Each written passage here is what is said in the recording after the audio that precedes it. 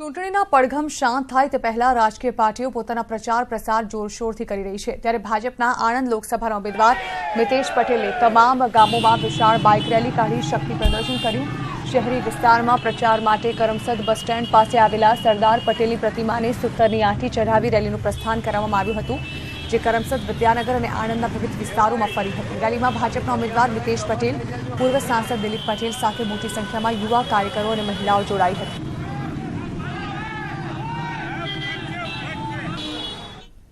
અમે 321 ગામમાં છેલ્લા આટલા દિવસથી જ્યારથી ટિકિટ ડિક્લેર થઈ ત્યાર પછીથી ફરી રહ્યો છે। ગામડાઓમાં ખૂબ જ સારો આવકાર છે, ગામડાઓમાં ખૂબ જ મોટું પરિવર્તન આવ્યું છે। ગામડાઓમાં છેવાડાના વ્યક્તિ, છેવાડાના ઘર સુધી જે નરેન્દ્રભાઈ મોદીજીની યોજનાઓ પહોંચી છે એટલે પરિવર્તન આવ્યું છે અને ગામડાઓમાંથી એવું કહેવામાં આવે છે કે આ વખતે અમે ભારતીય જનતા પાર્ટીને વોટ આપી અને ભવ્ય વોટથી આપને જીતાડીશું।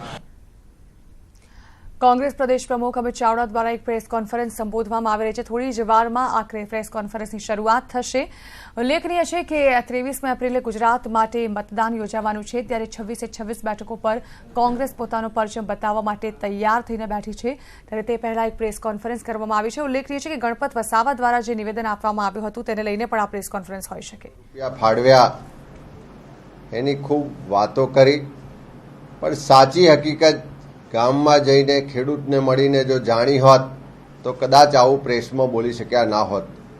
ભારતીય જનતા પાર્ટીની ખેડૂત વિરોધી નીતિને કારણે આજે ખેડૂત આર્થિક રીતે પાયમાલ થયો છે, આત્મહત્યા કરવા માટે મજબૂર બન્યો છે અને સરકારે કરોડો રૂપિયા ફાળવ્યાની જો જાહેરાત રૂપાણીજી કરતા હોય તો આજે ખેડૂત આર્થિક પાયમાલીને કારણે ગુજરાતમાં આત્મહત્યા શું કામ કરી રહ્યો છે? પાક વીમા માટે ખેડૂત આજે રસ્તા પર શું કામ ઉતર્યો છે?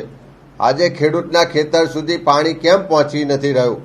ખેડૂતને સસ્તું ને સરળ ધિરાણ કેમ નથી મળી રહ્યું? ખેડૂતને દિવસે વીજળી કેમ નથી મળી રહી? ખેડૂત માટેના ખાતર બિયારણ આટલા મોંઘા કેમ બન્યા છે? એનો જવાબ પણ મુખ્યમંત્રીશ્રીએ સાથે સાથે આપવો જોઈએ।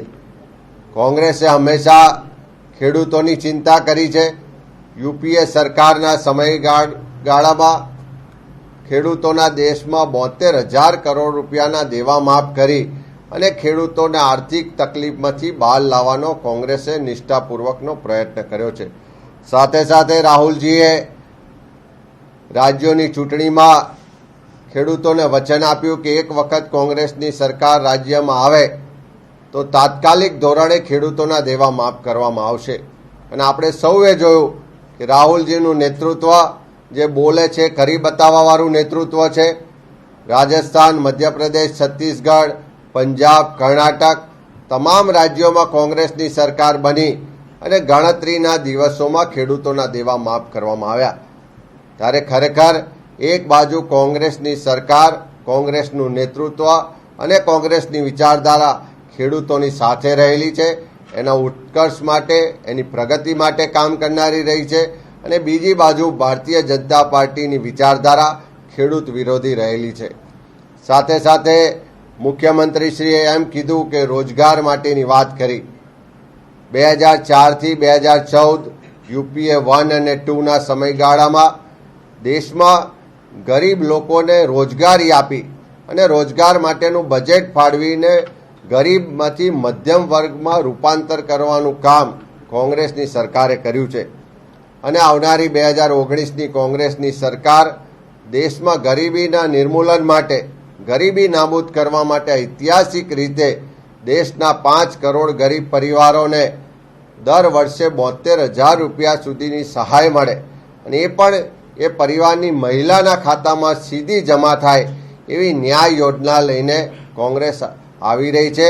ત્યારે આખા દેશમાં ગરીબી નાબૂદ માટે કોંગ્રેસે હંમેશા સંનિષ્ઠ પ્રયત્નો પહેલાં પણ કર્યા છે અને આવનારી કોંગ્રેસની સરકાર પણ ગરીબી નાબૂદી માટેના કાર્યક્રમ લઈને આવવાની છે।